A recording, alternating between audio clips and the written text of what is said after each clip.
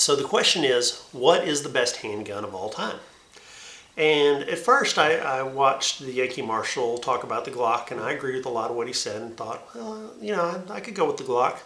But as I got to think about it, the way I think about my Glock is a little different than the way I think about my 1911, for instance. This is my Kimber.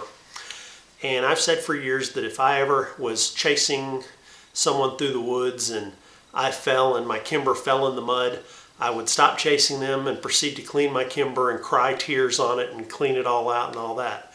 If I fell and the Glock got stuck in the mud, I would get up and keep chasing them without a second thought, with doing nothing to the Glock.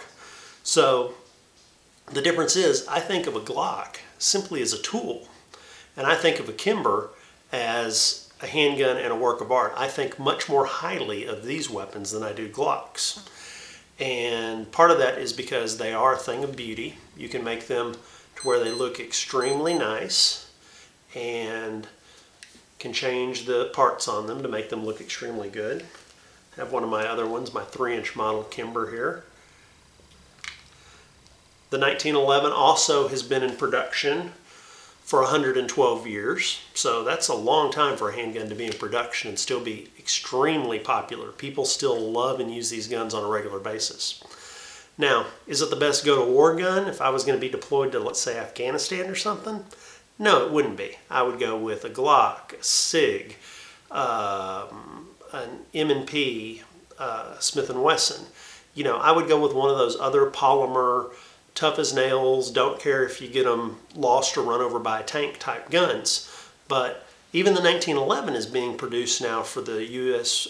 Marines again in a new design in Desert Tan. They're issuing them out.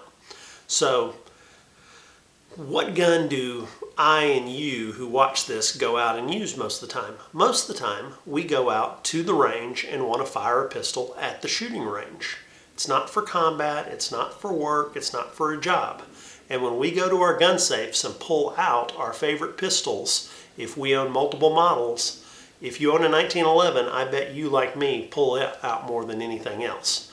I got Glocks and they sit in my gun safe most of the time, or I carry them in my car or something. But when I want to go out and just enjoy shooting my pistol, I grab my 1911. So that's why it, in my book, is one of the best handguns, if not the best handgun of all time. It was a trendsetter.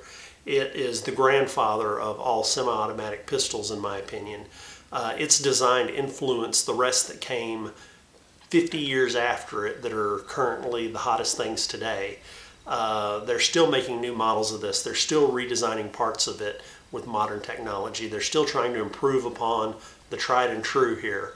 Now, there's more reliable guns out there. There's lighter guns out there.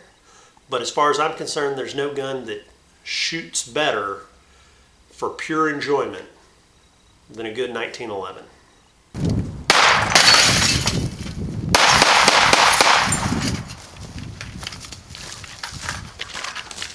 Meep, meep.